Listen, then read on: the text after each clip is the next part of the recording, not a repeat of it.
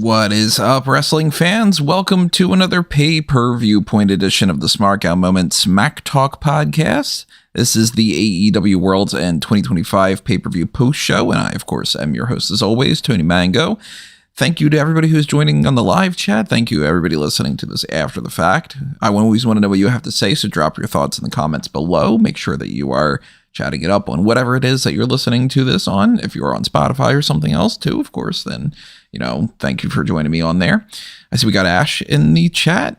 Just finished up his internship a week ago, catching up on AEW. Just watched Full Gear yesterday. Still didn't watch Full Gear by myself, by the way. Have to leave because I don't want spoilers. Yeah.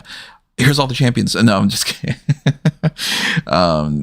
Like I said, I always want to know what everybody has to say and stuff. I will be doing spoilers here because I'm going to be reviewing what happened. So keep that in mind for anybody who doesn't want to know. Although I'm assuming that most people have checked out the event and most people are listening to this after the fact to just hear my opinion or something like that too. But, keep in mind that that's going on. Spoiler alert. I don't have a thing to pop up on the screen for that yet. I'll do the technical difficulties thing or something like that. Right. Yeah, so again, wherever it is that you're listening to us, let me know what you thought about the whole pay-per-view and stuff like that. Keep in mind our Discord channel. It's a great way for you to chat it up at any point in time about anything during the pay-per-views or not. And also, of course, if you're on YouTube, take advantage of all the other ways that you can help support us. Totally free options like the like button, the subscribe button, and the share button. But also, if you have a little spare change, you want to help us out, keep the lights on here. You got the thanks button, you got the super chats, you got the join button, which give you access to the same stuff as the Patreon over on the YouTube channel membership side of things. So if you want access to the Darkcast tiers, if you were itching to listen to those end of the year rewards shows before they had gone public, then early access tier, etc. like that.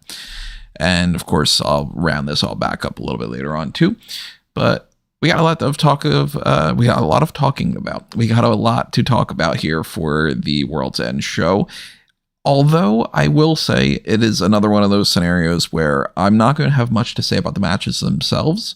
And that's predominantly because the matches were just pretty good to, good to very good. AEW action is never something that it's like much to criticize or to say like this was a particularly interesting moment or this was a thing where it went wrong or whatever. For that matter, WWE, people give more credit to AEW for this than they do for WWE, but a lot of WWE shows are just predominantly good matches too. And, they have more story than the AEW stuff does. So I usually break them down a little bit more detail, but when it comes to most of the AEW pay-per-views, predominantly it's just the match was pretty good, and then this is the outcome. A lot of the matches that are on here don't really have much story to begin with, so there isn't any kind of like story implications. There's not really much that they are going forward probably going to do, and that's a great way to start things off is with the Sisters of Sin beating Hyan and Maya World. It's just a matter of two other women in the tag team division losing to two women in the tag team division. So I am assuming Julia Hart and Sky Blue get a title shot in the future, which that's one of the downsides of not having a really deep division is all the women that were all grouped together for the tournament to crown the champions originally are pretty much some of the only teams for people to feud with afterward too. So now that we got Willow Nightingale and Harley Cameron beating Sisters of Sin, Timeless Love Bombs, etc. They're just continuing to have matches with those same people. So I would assume the belts aren't changing hands whenever that happens. And this is it's a very logical but boring way of going about determining challengers and champions. Is just other people in the tournament continue to win matches and then they get another shot. It's not my thing. I have said, countless amount of times how I prefer WWE's storytelling, than to more like matter of fact sports oriented stuff that AEW does. Although WWE is, they're absolutely ridiculous when they come to their own storytelling and all that stuff too. So this is not like, that they're perfect and AEW is wrong. And sometimes this is a good way to do it, but I do tend to find that a little boring, a little flat, and like uninteresting to just be like, okay, these people technically got more wins. And even though we've seen the match before, it's just the most logical number one contender thing. So to me, that's kind of blah. And the match was fine. again, I'm not going to just say the match was good or the match was fine or whatever for every single one of these things. I actually didn't even bother to watch Eddie Kingston beat Zach Gibson. I had dinner at that time, and that was more important to me because the match doesn't mean anything.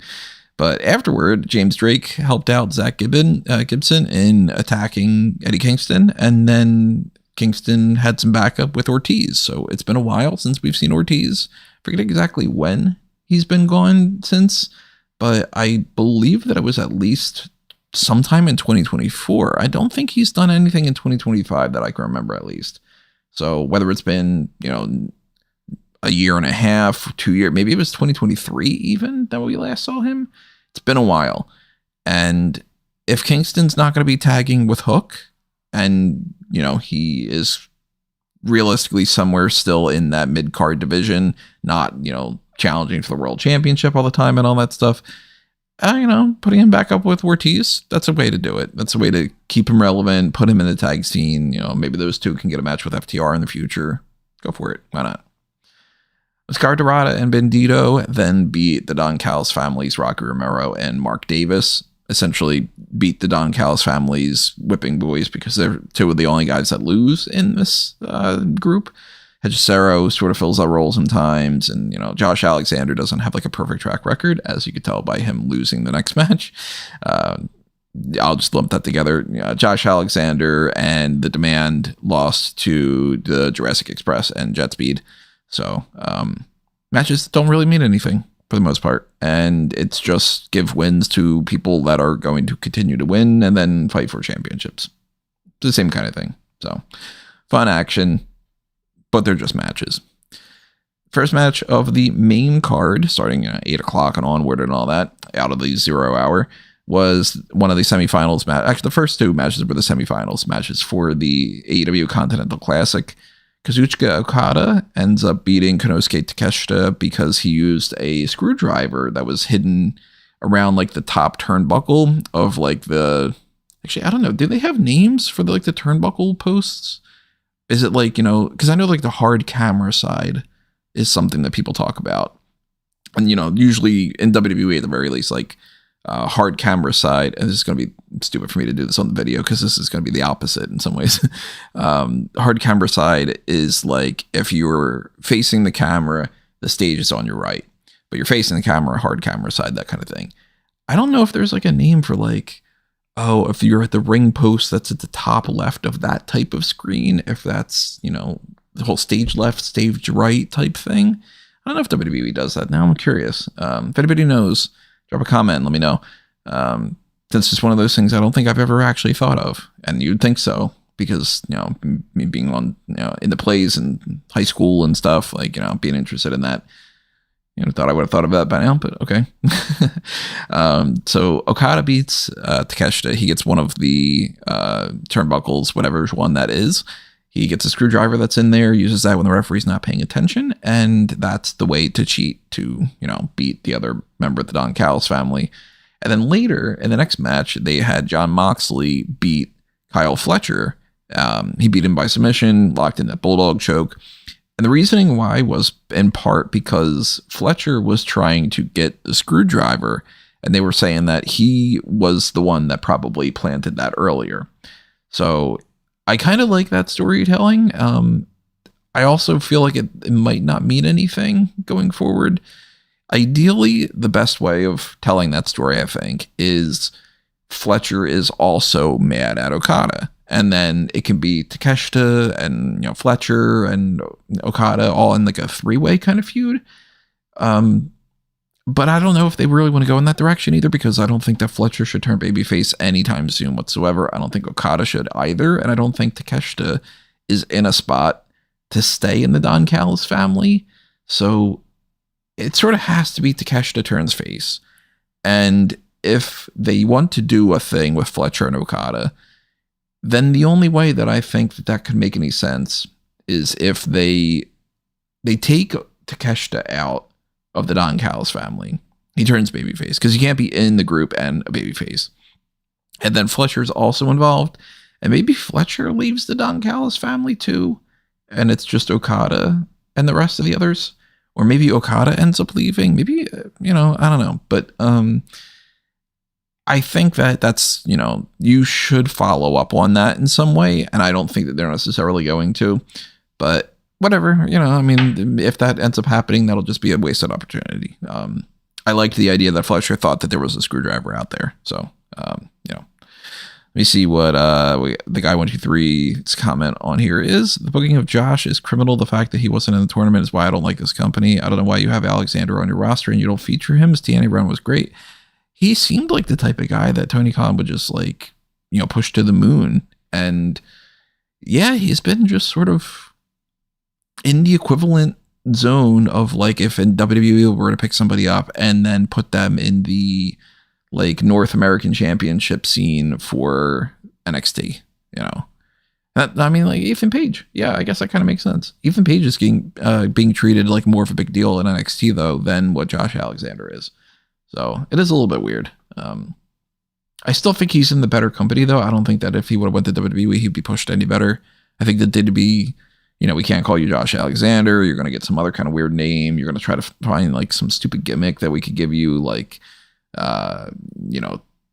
tell us any kind of weird things about you, and we're going to try to inflate that the way that they do with a lot of other people. Then he'd probably be some, I don't know, my grandmother is a beekeeper and now I'm the beekeeper gimmick or some kind of crap. He's in the right company, but it is weird that they're pushing him like that. So, going back to the Continental Classic, it's Okada and Moxley in the finals. And I might as well just jump to that one because that's, one of the most interesting scenarios. But Moxley wins the title. And there wasn't really any fanfare about Okada afterward. It was just about Moxley. And he's cutting a promo afterwards saying this belt belongs to everybody in the tournament, everybody who busts their ass. That's the way that you should do things in this company. And this, we prove that we're the best wrestlers for all the fans, all that kind of stuff. A very babyface promo. So maybe the whole discussion we were having on the pay-per-view predictions is right. Maybe it is going to be, this is what leads to Moxley turning face. They didn't do anything with the Death Riders afterward that would indicate that. They were just supportive of him. So I'm hoping that this isn't one of those things where now we're just going to get the same thing we got earlier this year with the whole Death Riders protecting Moxley and, you just swap the world championship for the Continental Championship. But I am going to keep repeating this same point of view. I think that the whole Continental, International, National, and then TNT title thing is so stupid. And I really, really hope that something happens to clarify why we need 4 mid-card titles, why they're all outside of the TNT thing, why 3 of the 4 are also named basically the same thing as the world champion, and then why we have an international and a national champion. And there goes the unified title, all that other kind of stuff. I'm going to be harping on that whenever we need to bring it up. It's going to be a new Brock Lesnar rule thing. I think that it was incredibly stupid. And, at least this might be the first step towards fixing that. Moxley being champion, I don't know. If they do repeat the same thing as what they've done before, I'm not interested in that. I don't want to see the Death Riders protect Jon Moxley and have his championship be locked away in a briefcase and all the other kind of stuff again. I also am totally fine with Moxley having some kind of a new run if they give him some new character and do something interesting. But it is a little does it have to be Moxley again? Does it have to be kind of only the same people revolving around these championships? Because it is a mid-card title. Couldn't that have been Speedball? Does Moxley need a championship to defend? Does it have to be Moxley that beats Okada, or could it be somebody else? I don't know. I'm reading another comment from Guy123. I think it would have been probably even better because he would have teamed with Page and he would have had more of a direction. If Alexander had gone to NXT, is that what we're talking about? Because they had the North? Was the group in I think it was the North. I don't know. I don't really watch TNA. Yeah, it probably would have been that scenario too. That's a good point. So going back, Continental stuff out of the side. Chicago street fight, no title change. FTR beats Bang Bang Gang. Nothing really all that much to talk about there.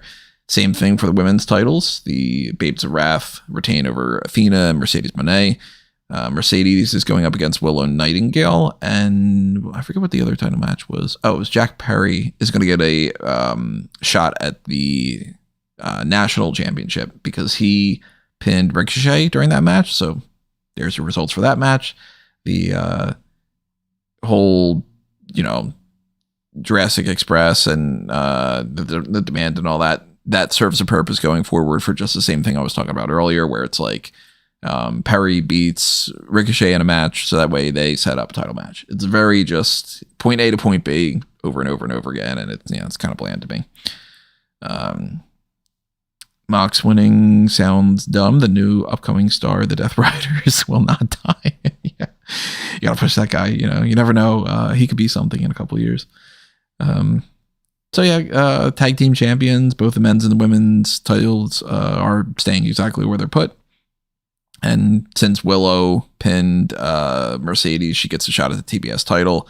I do not anticipate that title changing hands, but it very well could, since Mercedes is on that losing side of everything. So, if they want to give that belt to Willow Nightingale, I'm 100% down for Willow being the champion. But then that also brings up to me, what is the fascination with double champions? Because this has been happening a lot in WWE and AEW for the past 4 years. It's like a fascination going on in companies right now. And I don't understand it, because if you're going to put the belt on somebody, you don't need to necessarily put a second one on them. And if you're going to put the belt on somebody else, does it have to be on somebody who's already a champion? Is it just not, can't you spread the wealth a little bit? Something in my mind. But I guess we're going to figure that out in New Year's Smash. Darby Allin beats Gabe Kidd. I got nothing to say about that. Conglomeration and Roderick Strong, by proxy of Conglomeration, and Timeless Tony Storm won the Mixed Nuts Mayhem match. They beat the Death Riders group of Daniel Garcia, Wheeler Yuta, Marina Shafir, and Claudio Castagnoli. And this was one of those matches where it was this wasn't my favorite match of the night, because that pretty much has to go to Okada and Takeshita or Moxley, Fletcher, something like that. But it was the most interesting match because they just did some weird stuff throughout the whole thing. So, there were moments where they kind of acknowledged, but they sort of brushed off to the side the whole, why is Marina Shafir fighting with her husband? And they just, did some stuff together. But we had a little spot with Orange Cassidy and Tony Storm doing a little tango in the ring and doing some moves. Claudio did the swing to Storm. There was a lot of the cycle around of the 4 members of the Death Riders. One person jumps and then one person goes to the quarter and another does and another one. I liked it and then I didn't like it and then I liked it again. That it was one of those things, kind of like what some jokes do, where it could be funny and then you say it too much and it overstays its welcome and then it comes back around to being funny again. So I liked it at first and I was like, oh, they've got a pretty good rhythm going on with this whole, the 4 of them swapping in and out.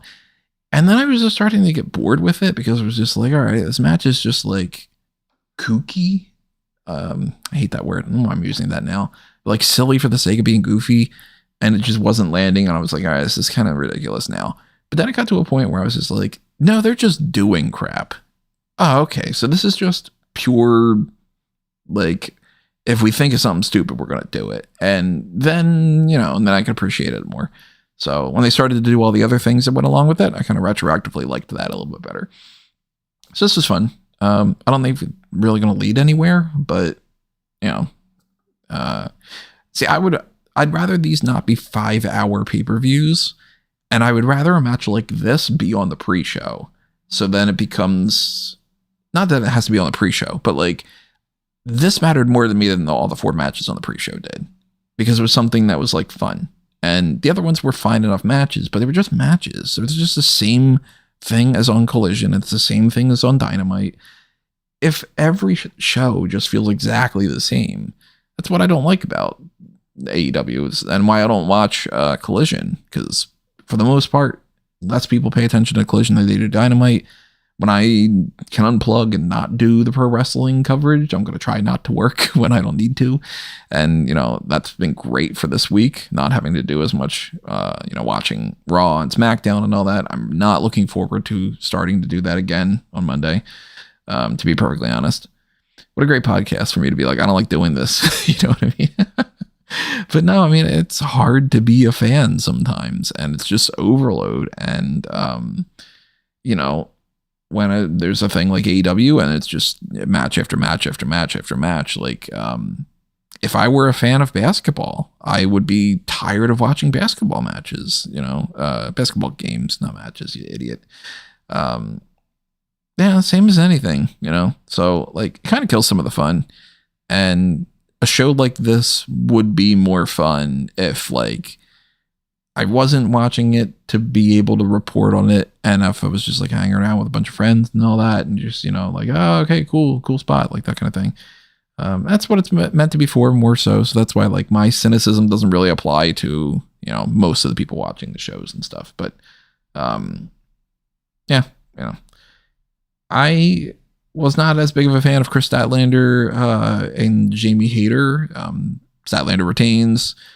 There were some moments where it looked like there could have been like an injury to Hayter, and I don't know if that was a planned weird spot that just was an odd choice, or if that was a legitimate possible injury and then like threw things off and whatever. But it never really regained its momentum, I think, for me. So Stat retaining, it's just a match again. It's just put up somebody to have a match, and then they do it, and then that's the end of it. So exhibition wise, sure. Yeah, it did its job. And we already talked about the Continental change. So we go to the main event, 4-way for the AEW World Championship, not the Continental, not the International, not the National, but the World Championship. And MJF wins. He beats Samoa Joe and Swerve Strickland and Hangman Adam Page with a Heat Seeker on Samoa Joe. So he's been the actual champion, and that's an offset of the World's End stuff that happened 2 years ago, where Joe was the one that beat MJF. So it's a little bit of like a, parallel thing and all. I'm not opposed to it. I still question, why did Samoa Joe beat Hangman Adam Page? I don't understand exactly why that was the decision. I probably, if I would have known, I mean, we don't know what Tony Khan knew, and like if plans changed or whatever like that. If I'm in Tony Khan's position and I know that MJF is going to come back and I know I'm going to book him at World's End to win, I would probably have just kept the belt on Page and not done a 4-way thing and stuff. I don't know. Maybe he's thinking ahead, and maybe this was his idea of like keeping it interesting. But Page as a next potential champion, maybe Swerve, maybe. I still think it's going to be Ospreay, and I'm already skipping over Bandito, which now that we could go back to that whole Dynamite Diamond Ring thing, I would like to see a scenario where he being Bandito, has to put the Dynamite Diamond Ring on the line against MJF. That way, somehow MJF can win that back, and it can kind of just, return to being his gimmick. And I think that the way to do that is either, if you have him just say, if I'm putting the belt on the line, I want you to put something on the line too, and I want you to put the Diamond Ring on. Or they could have it be that, like, Bandito, either he loses the title match at Maximum Carnage and, oh man, he was so close, kind of a thing. Or maybe he loses because MJF cheats to retain, and then it becomes like you kind of deserve Bandito to have another shot. But MJF says, no, I'm not going to let that. And then, the only way I'll be willing to do that is if you put the ring on or something. And then you can maybe get 2 matches out of this. But either way, I don't think Bandito's winning that championship. I think that MJF is carrying it until whenever Will Ospreay is able to return. Maybe it's all in. And it's in Wembley. So I would assume it's probably that. And then in the meantime, he feuds with, Page, Strickland, whoever it might be. And, I don't know what happens with Joe, but he's already another champion with the World Trios titles because they got to put belts on multiple people at the same time like that. And, I think that this is a good outcome for the most part. So I'm interested to see where they go from here. And, who knows who walks out of 2026 as champion, but the World's End setup with the way that this was, I think that there's a couple interesting scenarios, but then a lot of things that are just sort of run of the mill and they don't really matter. If you missed it, most of the matches are pretty good.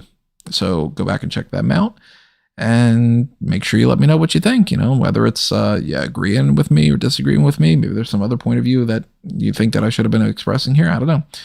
Meantime, check out the link tree that you can find at amangotree.com for all of the links to Smark Out Moment stuff and Fanboys Anonymous content and my own personal stuff.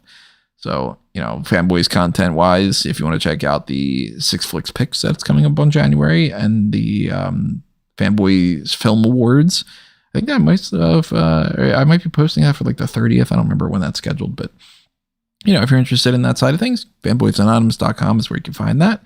The more support you go and give to Fanboys Anonymous, the more that I can do for that in the future. And, I'd love to be able to get more into some Fanboys Anonymous stuff, especially with things like Avengers Doomsday coming out and Spider-Man and all. If there was the support for me to talk about those things and all that, I would be doing more of those podcasts than even these. So, keep all that in mind. That's what we got going on right now. We've got the whatever is happening next on the next episode. Talk about some ideas about maybe doing some kind of a quiz thing for the end of the year recap, where we might end up just kind of throwing everything together at the last minute, doing something completely different. We might end up just having hot tags, to be perfectly honest. I might end up just being like, I don't really feel like doing another episode this week. Let's just do the hot tags and combine everything. But share your support. Let me know what you think. If you have any suggestions of what you would like to see, let me know that too. And make sure you hit the like button on this and stuff. And stay tuned for whatever it is that we do end up bringing to you next. One to watch or, I don't know, fan outs table, something like that. It's all coming up next whenever that happens.